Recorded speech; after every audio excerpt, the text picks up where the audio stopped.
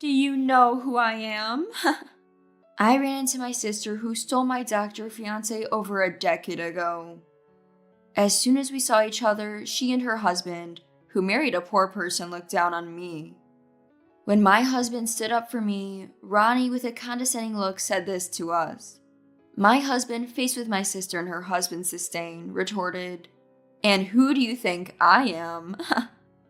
In response, they laughed mockingly and hurled more insults at us, calling us poor. Ignoring my sister and her husband, we left the lounge, unable to hide our smiles. And as a result, my sister and her husband ended up seeing hell. My name is Carolina, 45 years old. I work as a nurse. Ever since I was little, I dreamed of becoming a nurse, and after a lot of hard study, I made that dream come true. I married Reynolds when I was 37. It was a late marriage, but there was a reason for that. Getting married in my late 30s, I had given up on having children, but I discovered I was pregnant in the last year of my 30s. Since we hadn't done any preconception care, my husband and I were quite surprised. Then, joyfully, I gave birth to a son at 40. Despite being a high-risk pregnancy and a difficult birth, my son is now 5 years old. When my son started daycare, I returned to work. My husband and I have a good relationship and are living happily. Now, I may have a happy family, but about a decade ago, I was pushed to the brink by certain people, to the point of almost giving up on life. Those people were Ronnie, my then fiancé, and my sister Elsa. In fact, these two were the reason my marriage was delayed, and I never wanted to see them again. But I never expected to run into them again in such a place. When I was 27, Ronnie, a popular doctor at the same hospital, pursued me relentlessly until we started dating. Ronnie was handsome and popular among patients and nurses. I was overjoyed that such a person liked ordinary me. Our relationship went smoothly, and on my 29th birthday, Ronnie proposed. I wanted to marry Ronnie and had hoped to marry in my 20s, so I immediately accepted. Congratulated by colleagues and supervisors, I was at the peak of happiness. But that happiness crumbled unexpectedly. While busy with wedding preparations, there was something I wasn't keen on. The family meeting.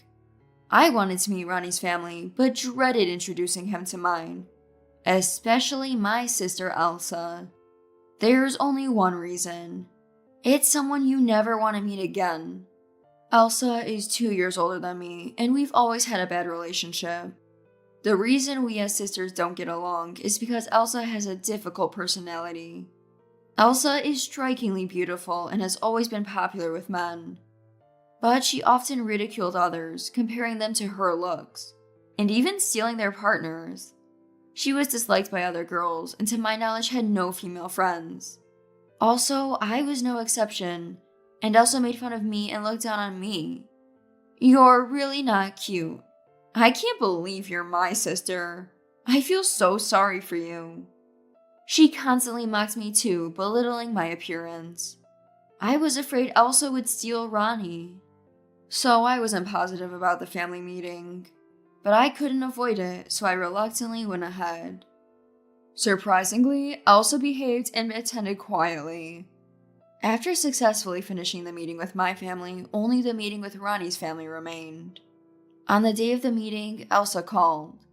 "Your fiancé is mine now. Ronnie's marrying me, so you're useless." Confused, I asked for clarification, and she happily explained. At the family meeting, Elsa fell for Ronnie and secretly initiated contact. She actively pursued him, and they became intimate. Recently, they had officially started dating, Elsa said cheerfully. Disbelieving, I hung up and immediately called Ronnie. It's just like Elsa said. I guess if I'm choosing a wife, I'd prefer a beauty. You're not really in my league, right? Ronnie answered nonchalantly. That's harsh. You said you loved me. Stop crying, it's annoying. Anyway, the engagement is off. You should be grateful you even got to date a handsome guy like me for 2 years. With that, Ronnie hung up the phone.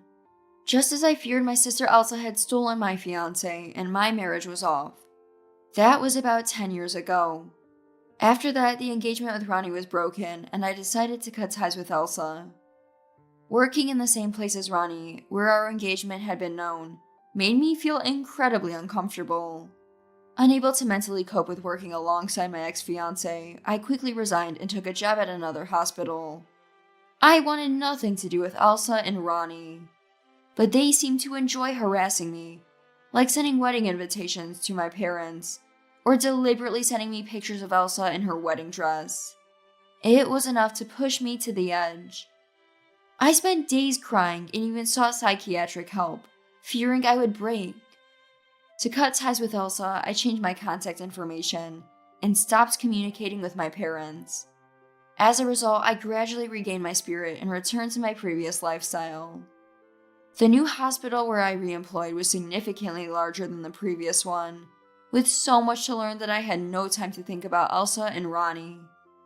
Thanks to that, I was able to forget them. Although I had prioritized my career, I began to receive advances from a surgeon working at the same hospital. Traumatized by my experience with Ronnie, I kept avoiding a relationship with another doctor. However, after a year of persistent pursuit, I finally agreed to go out for a meal with him, where I shared my past and clearly stated that I had no intention of dating another doctor. Even so, I can't give up on liking you. I promise to make you happy. Let's date with marriage in mind. Moved by his sincerity, I agreed to date him. That man is now my husband, Reynolds. Later, I overcame my trauma and built a happy family. I'm incredibly grateful to Reynolds for not giving up on me. One night, my in-laws called, inviting our family to their house. Though I was estranged from my own parents, I had a good relationship with my in-laws. We dine with them several times a month, and my mother-in-law, Ariana, often helps by taking care of my son when we're busy. Arriving at my in-laws, we were chatting about trivial things when, "You might be busier next year, so why don't you two go on a trip this year? How about this well-reviewed hotel? Such luxury, we can't accept this. Besides," looking at my son beside me, "don't worry about him. Just relax and enjoy yourselves," Ariana said kindly. My father-in-law Timothy presented us with travel tickets. Surprised by the sudden generosity of my in-laws, my husband and I decided to graciously accept the trip. After aligning our schedules, we left our son with my in-laws and went on the trip with Reynolds. It was our first trip alone since our honeymoon, feeling fresh and like newlyweds again. However, unaccustomed to being without our son, we felt somewhat uneasy and went to the hotel lounge after checking in. As we were seated, "Is that Carolina? It is you, Carolina, right?" Someone from the next table called out. Thinking it was an acquaintance, I looked up and... "What? Why are you?" It was Elsa and Ronnie. Stunned by the unexpected appearance, I was at a loss. Unlike my shock, Elsa and Ronnie looked like children who had found a new toy. "Long time no see. Still plain as ever. Haven't changed a bit." "But, well, haven't you aged a bit?" Elsa kept talking to me. Flashbacks of the past paralyzed me, and I found myself unable to respond. Elsa and her company continued to address me without concern. "What? Ignoring your sister? You should be grateful that we're even talking to you." As usual, she spoke arrogantly. I noticed beer bottles and glasses on Elsa's table. They had been drinking. The alcohol seemed to embolden them. Their loud voices drew glances from others. "Carolina, are you?" Noticing my distress, Reynolds asked, and I nodded slightly. Elsa kept pestering me, but I remained silent. Then Elsa aggressively approached and splashed water from our table on me. "Oops, sorry. I thought you were sleeping since you didn't reply, so I wanted to wake you up, but my hand slipped. You look even uglier when wet. Can't bear to look." Elsa did it on purpose. A nasty smirk on her face, looking down on me. Ronnie joined in taunting me. As water dripped from my hair, I wondered why I had to endure this. How long must I be ridiculed by these people? An indescribable emotion overwhelmed me. Holding back my urge to shout, I clenched my fists. Then Reynolds addressed Elsa and her husband. "What is this about? Throwing water on someone? What's your intention?" He reproached them, and they shifted their focus from me to him. "Are you her husband? A perfect match for Carolina, looking so poor. Not at all like my husband. Poverty written all over your face. Hey, don't compare me with this guy. There's a huge gap between me and him." "That's true, sorry. No comparison needed." Elsa and her husband began insulting Reynolds, calling him poor, but Reynolds remained unfazed. "If you say that, your husband must be quite impressive." Ronnie, looking triumphant. "Do you know who I am?" said to Reynolds. Reynolds pondered for a moment, then smiled at Ronnie. "Well, I might know, or might not." Reynolds' ambiguous response caught my attention. "I'm not someone you can casually talk to. I'm a chosen person." Ronnie spoke condescendingly. "And who do you think I am?" Reynolds replied sharply. His eyes intense through his mouth smiled. Elsa and Ronnie were momentarily taken aback by Reynolds' change, but soon they exchanged glances and began laughing. "What? Trying to imitate me? Unlike you, I'm a celebrity. A poor man trying to compete with my husband? You're 100 years too early. My husband is a famous doctor, even appears on TV." Elsa and her husband bragged. Apparently, Ronnie left the previous hospital and was working at a new one, gaining some popularity as a handsome doctor on medical TV shows. I didn't watch TV much, so I was unaware, but Reynolds seemed to know. I had noticed people glancing over, likely recognizing Ronnie. Ronnie continued boasting about his hospital and position. Hearing the hospital's name, I realized something. Just that hospital is... As I began to speak, Reynolds gestured for me to be quiet. I immediately closed my mouth. "So you see, our worlds are different. You poor people probably stretched your budget to stay at this hotel, but you're out of place here." Elsa said that and then started hurling insults at us, calling us poor. Ronnie followed, cursively insulting us. I wondered if it was alright for someone on TV to act like this. Fed up with Elsa's relentless verbal abuse, we left the lounge without ordering anything, as if fleeing. We could still hear Elsa and her company's voices behind us, but ignored them and returned to our hotel room. Back in the room, I detailed to Reynolds about my broken engagement with Ronnie and my strained relationship with Elsa. As soon as I finished, Reynolds became even angrier at Elsa and her husband. Seeing Reynolds, my own pent-up anger towards Elsa surged forth. I could bear being ridiculed myself, but not them mocking Reynolds. My anger intensified. I saw this meeting as a fateful opportunity. I resolved to take thorough revenge on Elsa and her husband. When I expressed my desire for revenge, Reynolds immediately agreed to help. We began to devise a plan to corner Elsa and her husband. Time passed and it was dinner time. Reynolds and I headed to the hotel's restaurant. The hotel was reputed for its delicious food, and we were looking forward to it. The meal exceeded our expectations, leaving us both deeply impressed. As we enjoyed our dessert, the last people we wanted to see showed up. But unlike before, I was a bit eager to meet them. Elsa, seeing us, said nastily, "Isn't that the poor couple who ran away? I told you you're out of place here. Leave this hotel already." Her words were dripping with malice. Though our pleasant meal was ruined, I felt different from before. Facing Elsa, I said, "Our lovely meal is ruined, all thanks to someone." Elsa's eyes widened in shock at being talked back to. The retort must have made her very angry. She turned red with anger. "You! How dare you talk back to me? You poor thing, don't defy me. Know your place." She started yelling loudly. Elsa continued to insult us and create a scene. Ronnie, perhaps emboldened by alcohol, joined her in hurling insults. Their language was unbefitting a doctor, to say the least. The couple caused such a commotion that the staff had to intervene. but they responded arrogantly to the staff. "Stay out of it, outsider." Possibly tipsy, Elsa even pushed one of the staff members. She laughed as the staff member fell, displaying a lack of humanity.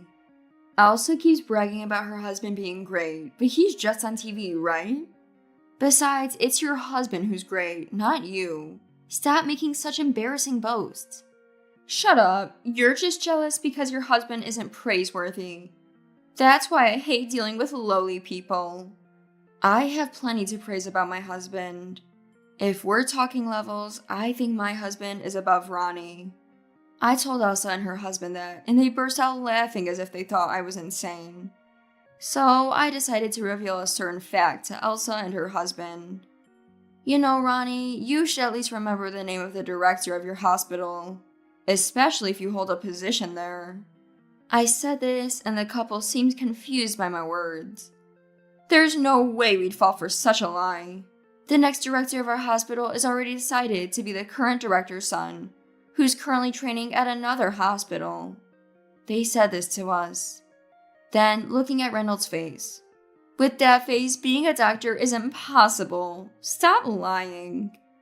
Elsa laughed and pointed. How incredibly rude. My husband's name is Reynolds. As I said his name, Elsa's attitude remained unchanged, but Ronnie's face turned pale. He finally realized the mistake he had made. Elsa continued to mock us, but then... Elsa, stop! What Carolina is saying is true. Ronnie muttered softly. Hearing this, huh? Elsa whispered in shock. The truth is, Reynolds is the successor to the hospital where Ronnie works, and it's already decided he will be the next director. This was known among the staff with positions, but not his face, so Ronnie was unaware. As Ronnie said, Reynolds was currently working as a surgeon at a hospital owned by Timothy's acquaintance. I work as a nurse at the same hospital, and Timothy recently expressed his desire to entrust the hospital to Reynolds, who will become deputy director next year. I also plan to resign from my current hospital and rejoin Reynolds' new hospital to support him closely. Upon hearing this, Ronnie began to tremble. It can't be. You're the next director? He murmured. The man he had been mocking as poor was the son of the director of the hospital he worked at. No wonder he turned pale. You may be recognized for your skills, but when I become the director, I have no intention of employing someone with your lack of ethics. Also, I will be reporting this incident to Dad. Reynolds said this, and Ronnie, changing his attitude completely from before, began to apologize. Elsa looked on in shock as Ronnie repeatedly apologized. Stop standing there and apologize too. Apologize for your rude behavior just now. Ronnie urged Elsa to apologize as well. However, Elsa, instead of apologizing, turned to me. So, you're going to be the director's wife in the future? I answered that technically, yes. Honestly, I have no intention of acting superior as the director's wife. I plan to continue my nursing career. Learning that I would be the future director's wife, Elsa suddenly exclaimed, Then I should remarry your husband for a secure future. Give Ronnie back to you, and you give me your husband. A beauty like me suits the role of a director's wife better. Elsa said something outrageous. Angered by her words, Enough already. Don't treat people's husbands like objects. I don't know how overrated you think you are. You're just an ordinary woman now, right? Relying on beauty to attract men works maybe until your 30s. I calmly retorted to Elsa. Elsa, not expecting to be countered, was taken aback. Then Reynolds laughed mockingly. I'd refuse even if paid. Elsa's face showed shock. She probably never imagined being disliked by a man. Thinking she could always stay young and beautiful was a big mistake. But you two are going to be busy now. No time to worry about being a director's wife. What do you mean by that? Well, a TV doctor causing such a scene is bound to end up on the internet, right? I've seen people filming with their phones. You'll be busy dealing with that. Elsa and Ronnie had been oblivious to their surroundings, focused solely on us. At my words, they looked around in shock. Half the people in the restaurant were filming or taking photos. For a TV personality to be seen yelling and harming staff, becoming internet fodder was inevitable. Realizing this, Elsa and Ronnie's faces went pale and they crumbled. They were in a bigger mess than us. They tried to hide their faces and pleaded with people not to film. Reynolds and I left them there, apologized to the other guests and staff, and left. The next day at checkout, I thought we might see the couple again, but they were nowhere to be seen. Later, Reynolds filled me in on their fate. After returning from the trip, he reported everything to Timothy. Timothy was furious and planned to fire Ronnie, but Ronnie had already submitted his resignation. As I suspected, videos and photos of the couple had spread online, causing a huge backlash. We checked online. Our faces and voices were edited, but the couple was fully exposed. As a result, they became targets of the media and the public, leading a chaste life. Reynolds guessed they had to quit their jobs. Now jobless, their future struggles were apparent, but I hoped they would stay out of my sight. Afterward, I joined Reynolds in working at Timothy's hospital. Reynolds is training under Timothy to become the director. I also started my new job there. Without prejudice for being the deputy director's wife, it's a great work environment. I look forward to supporting each other with Reynolds, both professionally and personally, and hope to continue living happily with my son and Reynolds.